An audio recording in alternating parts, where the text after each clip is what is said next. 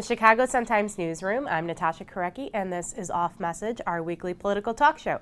Joining me this week is our City Hall reporter, Fran Spielman, Alderman Will Burns, and from the Illinois Retail Merchants Association, Vice President and General Counsel Tanya Trish. This week we're going to be tackling the issue of the minimum wage, a big issue nationally as well as locally. You do support an increase in the minimum wage. I do. Where do you believe it should be in Chicago?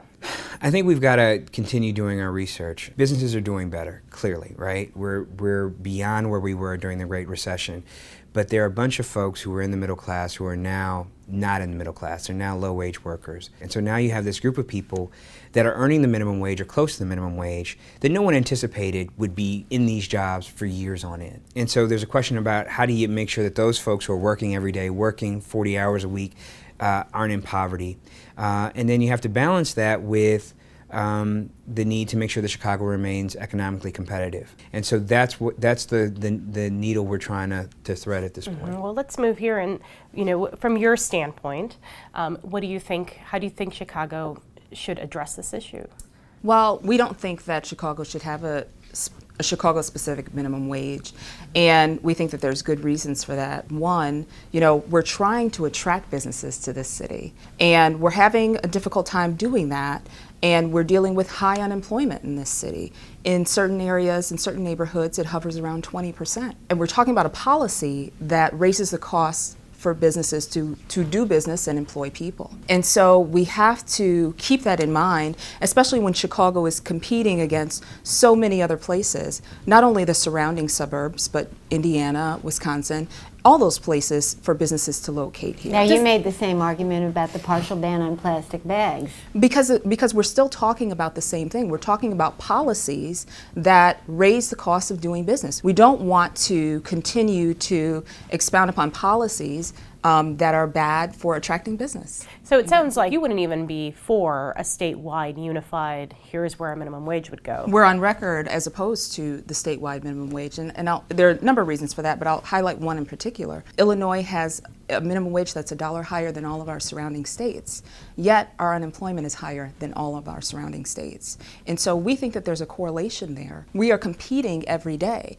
Businesses are mobile. They're able to make choices about where they want to locate. And so Chicago, Illinois should be trying to attract all those businesses, and that's where it should be putting its focus and its time. And what do you say to that? Well, here's what I say to that.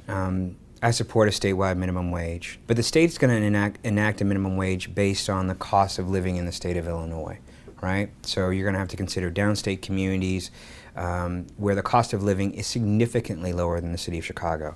So even with a boost in the statewide minimum wage, the cost of living in Chicago is really high. A lot of the businesses that pay the minimum wage are going to stay in communities. They're restaurants, they're grocery stores, they're service businesses that serve people. So we're not talking about factories, we're not talking that are going to leave Illinois or leave the city. And a lot of those companies are looking to be in urban communities because they've tapped out the suburban markets, right?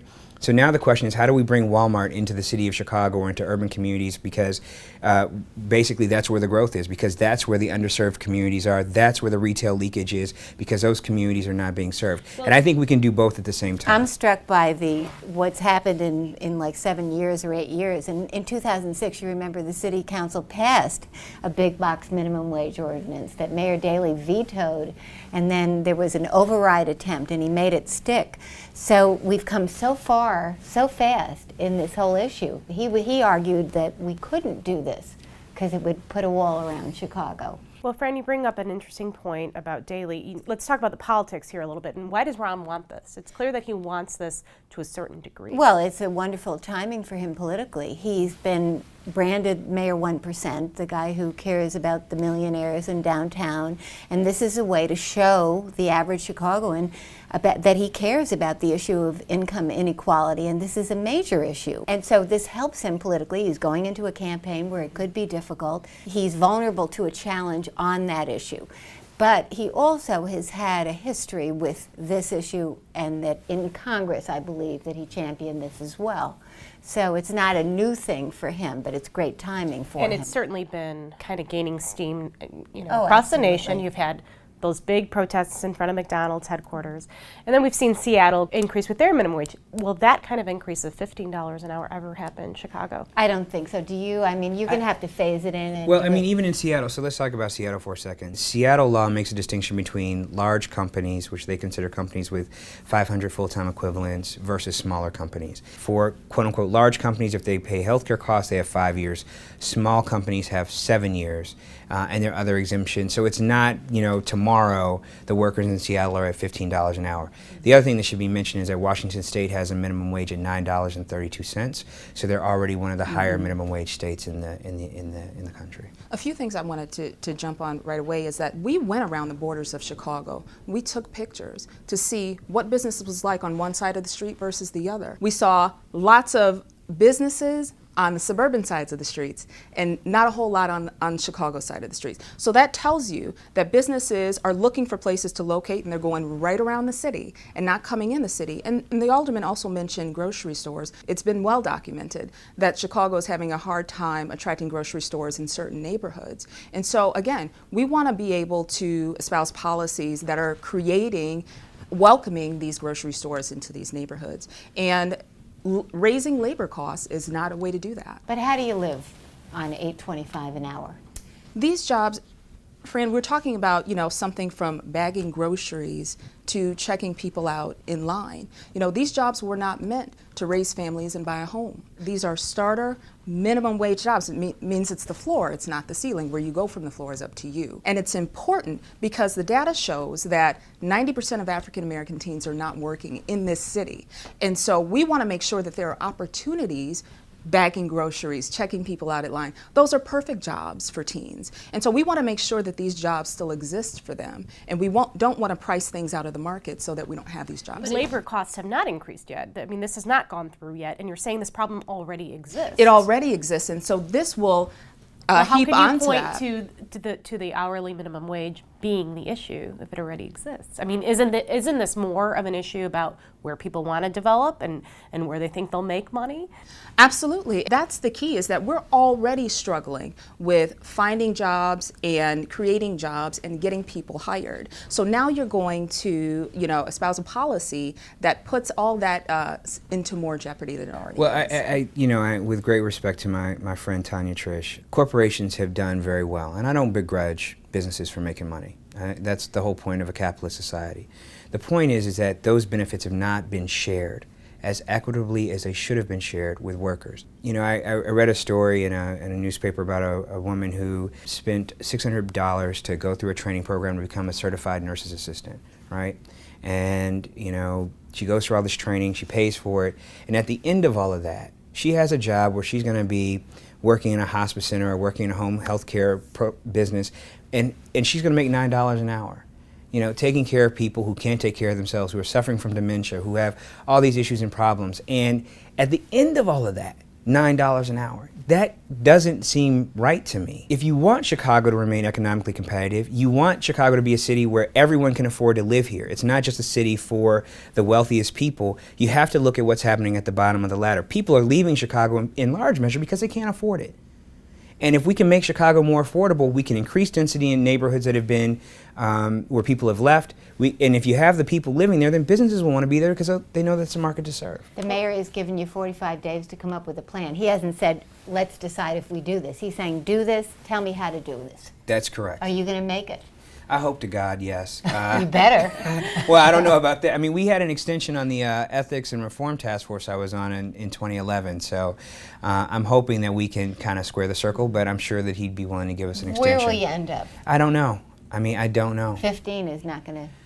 You're not going to get there. I don't want to say that. I mean, I don't want to say that. I think that we need to look at all of the information. We have to get a presentation from the retail merchants and from the Restaurant Association and from a host of other experts we've asked to come talk to us. So we have more work to do. And I don't want to say, this is where we're going to go. Let's say that Chicago gets to 13, 14, or 15. What happens then?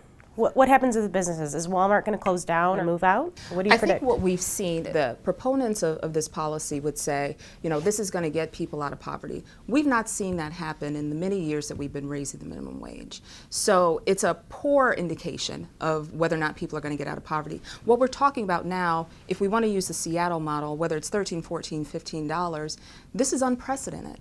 We've not seen the minimum wage raise this quickly in this high over a period of time. But And so have there's we a lot really of seen this push? there's a push, exactly, but the question that you asked was, are people going to get up and leave? I think what you will see is businesses do a lot of things. I think you'll see them cut back on workers. I think you'll see them cut back on hours. Obviously, they can't cut back on all their workers because they need workers to do certain things. But you'll see them So you become think that- more efficient. So you think layoffs? Absolutely. I think layoffs, I think you'll see businesses become more efficient. There'll be more of a rush to automation than there already is. I think you'll see all those kinds of things which translate into less people working and less So opportunity. we are all mindful of the fact that Chicago's never done this before, and we need to be mindful of the potential costs. But we also recognize that there are tremendous benefits for Chicago having a minimum wage that helps to push people out of poverty. Part of the reason why the minimum wage right now doesn't do it is because it's so low. In 1968, Do you really think that it will help push people out of poverty? well, because what happens is that when you increase the minimum wage, it puts wage pressure for people who are near the minimum wage, so it pushes their wages up as well. That's the whole point behind raising the minimum wage, is to push wages up for people at the bottom of the income scale, not necessarily someone making the minimum wage, but someone who's close to them. And this is why it's such a big concern. And this for is why businesses businesses oppose. Yeah, exactly. It's because, you're not only talking about, some of the lowest wage workers, but you're talking about folks in the middle as well. More costs to do business. And so businesses are looking at this and saying, how do we survive? How do we adjust? Where's the money going to come from? And that's the concern. But San Francisco and Seattle are sort of islands unto themselves. They're not Chicago. One more point. Well, I just want to say that I hear from a lot of people in my ward that they're concerned about whether or not they'll be able to afford living in the city of Chicago. Rents have gone up because people can't afford to buy homes, so that puts pressure on the rental market. Transportation costs are high, utility costs are high, and we have to help people out. Fran, just one last thing. You've watched many mayors over years. What is your calculus? If Ron really wants this, is he going to get it done? Oh, sure. Yeah. It's The just a only issue question is of- how high. Well, thank you for that wonderful discussion. We're going to close up with our quotes of the week. Fran, why don't you start? I urge them to rule out a property tax increase on Chicago homeowners and businesses. Pat Quinn signing the pension bill and saying, steer clear of the property tax, not just for 1 year, but for all 5 actually. The only thing I got is cheddar is stuck in my mind. It's like the meme of the week for Caught me. on tape, yes. And what do you Sure. This is the highest priority for us. That's Stan Bowman, who's the general manager of the Blackhawks, talking about re-signing both Kane and Tays.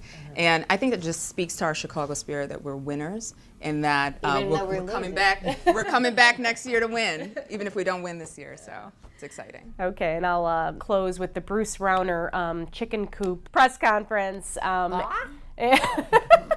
And the response from Pat Quinn was that Bruce Rauner had pulled a prank on the citizens of Illinois by showing these chickens at this press conference and saying we spend way too much money flying chickens into the state. So with that, thank you very much to our wonderful panel, and thank you for joining us. We'll see you next week on Off Message.